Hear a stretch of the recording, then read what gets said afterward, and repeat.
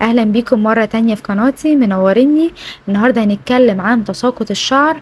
هل كنت بتعاني من تساقط الشعر قبل كده ومش عارفة السبب؟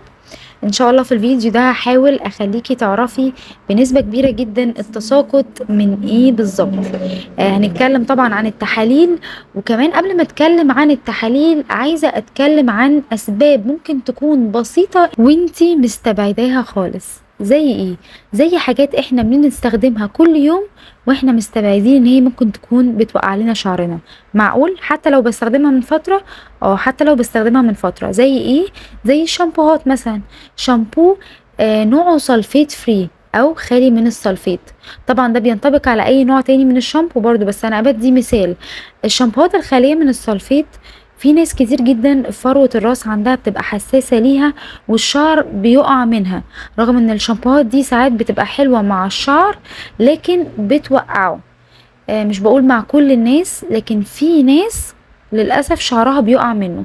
هتقوليلي بستخدمه بقالي شهر أو بقالي شهرين، حتى لو بعد يعني في الأول هتلاحظي إنه التساقط مش بيبان قوي، مش بتلاحظيه ان هو بسبب الشامبو، لكن بعد شهر بعد شهرين هتلاقي شعرك بيقع خصل، حرفيا خصل، لدرجة انك هتحسي شعرك بيخف.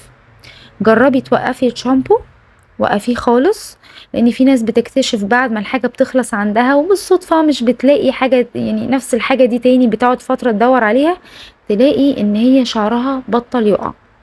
فجربي توقفي شامبو السلفيت ده خالص لو انتي شعرك بيقع، عشان نستبعد انه مش من الشامبو. حاجة كمان، ممكن كريم الشعر اللي بتستخدميه يكون سبب في تساقط الشعر عندك. زي ايه؟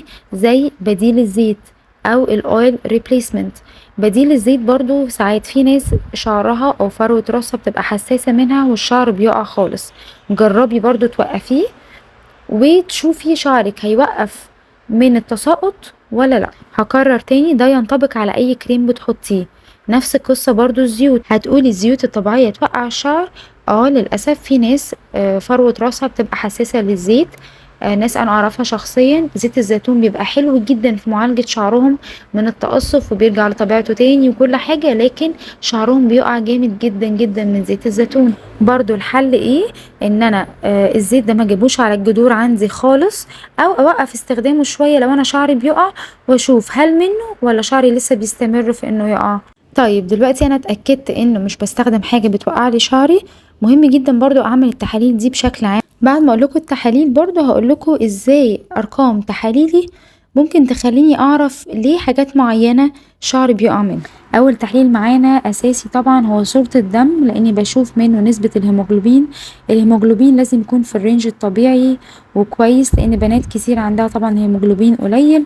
لكن لما بنرفع هيموجلوبين مهم، لان بينقل الاكسجين لخلايا الجسم وطبعا لبصيلات الشعر، لان بصيلة الشعر دي اضعف حاجة في الجسم على فكرة. فلو هيموجلوبين قليل هيعمل لي تساقط، وكمان هيخلي الشعر يبقى خفيف، يبقى الشعرية نفسها رفيعة كده، مفيش غذاء بيوصل كويس للشعر.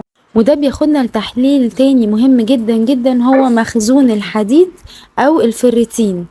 بيقولك قد ايه حديد متخزن في جسمك. ممكن يكون الهيموجلوبين عندك مش قليل قوي، لكن ممكن الفيريتين يبقى واقع خالص. المفروض الفيريتين يكون واصل ل70 عشان يبقى عندك شعر صحي وحلو، لان قلة الفيريتين، قلة مخزون الحديد، بيساهم في حالات زي تساقط الشعر الكثيف وتلف الشعر. وفي بحث في موقع مشهور جدا جدا حطيتهولكوا بيتكلم عن علاقة تحليل الفيريتين ونسبة الفيريتين بصحة الشعر وتساقط الشعر. التحليل الثالث اللي عندنا عشان نعرف سبب تساقط الشعر هو تحليل الغدة الدرقية TSH T3 والT4. والغدة الدرقية دي مسؤولة عن تنظيم هرمونات كتير في الجسم طبعا، واي اضطراب في الغدة سواء فرط نشاط او خمول، يعني سواء زيادة فيها او نقصان، ده ممكن يؤثر على شعرك. اختلال مستويات الهرمونات دي بيؤدي لضعف الشعر وتساقطه. تحليل كمان مهم جدا جدا معانا في معرفة سبب سقوط الشعر، والحقيقة طبعا هو مهم جدا معانا في حاجات كتير قوي وسمعتوا عنه كتير جدا الفترة دي، هو تحليل فيتامين دي. فيتامين دي مهم جدا وبيلعب دور مهم في صحة الشعر، ونقصه ممكن يسبب ضعف وتساقط الشعر. والأبحاث الجديدة بتقول إن فيتامين دي بيساعد في تحفيز بصيلات الشعر على النمو، ونقصه ممكن يكون مرتبط بحالات زي الصلع أو ضعف الشعر. فيتامين دي بيساعد على انقسام الخلايا بتاعة الشعر، وبيتحكم في دورة الشعراية نفسها، قد ايه الشعراية دي بتفضل موجودة في فروة الراس. في عنصر مهم كمان جدا نعمله تحليل ومش بنسمع عن التحليل بتاعه كتير، هو تحليل الزنك. الزنك عنصر مهم لصحة الشعر ونموه، ولو مستوياته منخفضة شعرك ممكن يكون ضعيف ومعرض للتساقط.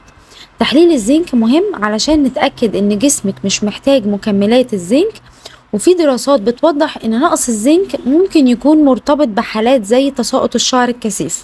تحليل الهرمونات كمان اللي هو التستوستيرون والاستروجين ليهم دور كبير في صحة الشعر، لو في خلل في مستوى الهرمونات دي ممكن يسبب تساقط الشعر. تحليل الهرمونات مهم خصوصا لو كنتي بتعاني من تساقط شعر مفاجئ او غير مبرر. واخر تحليل معانا النهاردة هو تحليل وظائف الكبد.